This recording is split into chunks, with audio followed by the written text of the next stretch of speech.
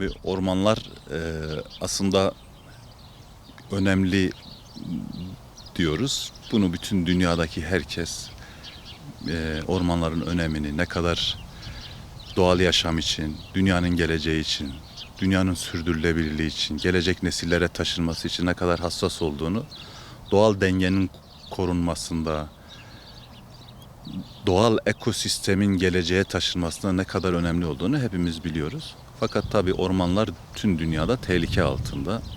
Orman alanları daralıyor. Farklı baskılar altında kalıyor. Zaman zaman orman alanları tarım amacıyla işgal ediliyor. Zaman zaman orman alanları turizm amacıyla, yerleşim amacıyla işgal ediliyor. Ve buralar çoğu zaman savunmasız kalıyor. Dünyada genel anlamıyla ormancılıkta durum bu. Fakat Türkiye'de biraz daha bunun aksi bir durum var. Türkiye orman alanlarını artıran dünyadaki nadir ülkelerden birisi. Son 10 yıla baktığımızda Türkiye orman alanı artışı bakımından Avrupa'da birinci sıraya yerleştiğini görüyoruz. Dünyada da dördüncü sırada. Yani biz orman alanlarını artıran ülkelerden birisiyiz. Çok şükür Türkiye'nin böyle bir durumu var. Hem toplum, vatandaş, halk ormanlar konusunda çok bilinçli ve istekli, hem de kurumlar bu konuda istekli. Ülkemizin toplam orman varlığı 2024 yılı rakamları itibariyle baktığımızda 23,4 milyon hektara çıkmış durumda. Yani ülkemizin aslında %30'u Türkiye topraklarının 78,5 milyon hektar olan vatanımızın %30'unu ormanların kapladığını görüyoruz. Tabii farklı farklı vasıflarda oluyor.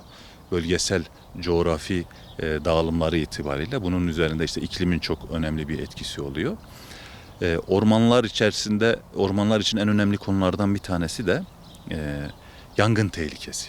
Çok ciddi bir tehlike altında kalıyor. Özellikle belli dönemlerde, işte yazın daha sıcaklığın arttığı, nemin düştüğü, rüzgarın yoğun olduğu dönemlerde. Şimdi bunu hiç unutmayalım. Bu tabii ormancılığı konuşuyorsak, ormanı konuşuyorsak, orman yangınlarının neredeyse %85-90'ı insan kaynaklı oluyor. Dolayısıyla hepimiz eğer bu konuda hassassak, hepimiz bu konuda çok yani titizsek, buraları koruma konusunda da titiz olmamız lazım. Yavaş yavaş sezona doğru geçiyoruz. Dolayısıyla orman alanlarımızı artırmak, yeni alanları ormanlara eklemek ne kadar önemliyse, mevcut ormanlarımızı da korumak, kollamak ve onlar için hepimizin bir çaba göstermesi o kadar önemli. Çiftçilerimiz için anız yakmamak, dolayısıyla anız yangınlarının orman yangınlarına sebep olduğunu görüyoruz.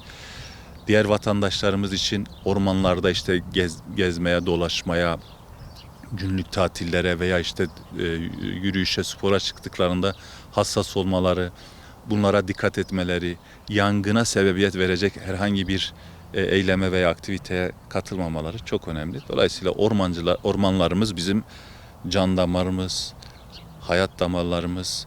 Bunları geleceğe taşımak, topluma taşımak hepimiz için önemli. Bakın, tarım alanları kişilere, şahıslara tahsis edilmiş durumda. İşte yerleşim yerleri aynı şekilde.